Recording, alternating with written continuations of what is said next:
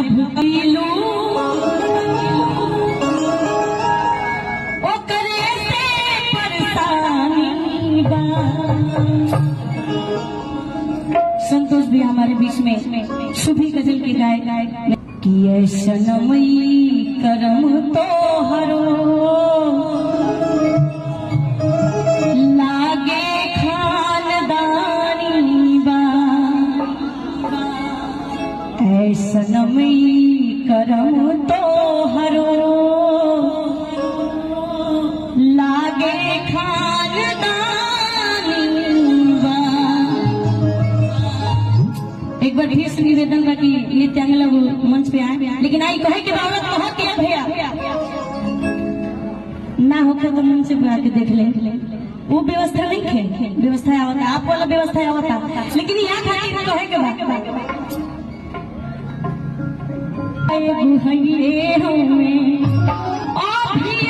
देखे जाए नाच बाबा कि आयल बुढ़ौती कही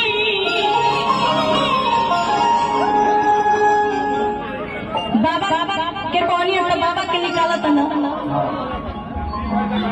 कि आयल बुढ़ौती कही अरे बतिया हम साच बाबा एगो हइए कि बाबा एगो हइए देखे जाला बाबा एगो हइए देखे जाला बाबा एगो हइए आई ना भूली बतिया हम साच बाबा एगो हइए।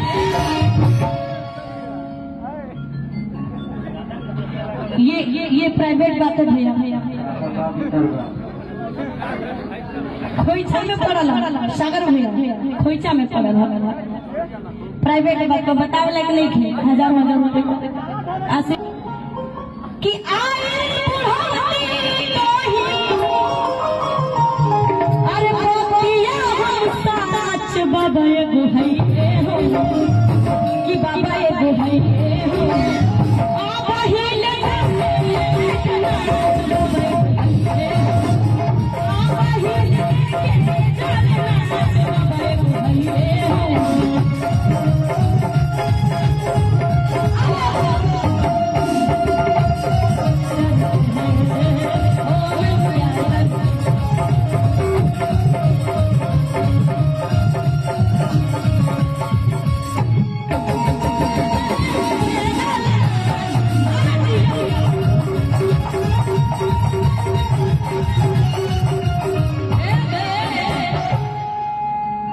गार्ड जी हमारे।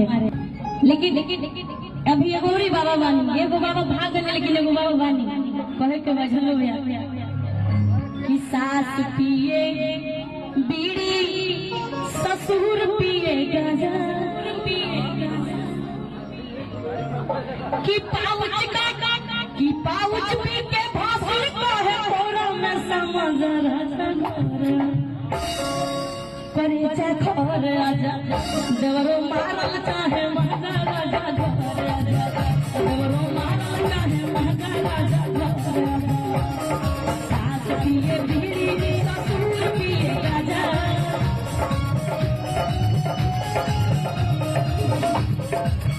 और देखिए बहुत प्यारा पुरस्कार योगेंद्र शर्मा भैया की तरफ से मैं दिल से गुलाम करती हूँ। सास पिए बीड़ी ससुर पिए गाजा सास पिए बीड़ी ससुर पिए गाजा पाउच पी के भासुर कहे कोरा में समझ राजा करे छे ई रहे के करे छे घर राजा राजा घर ध्यान देखिए राजा घर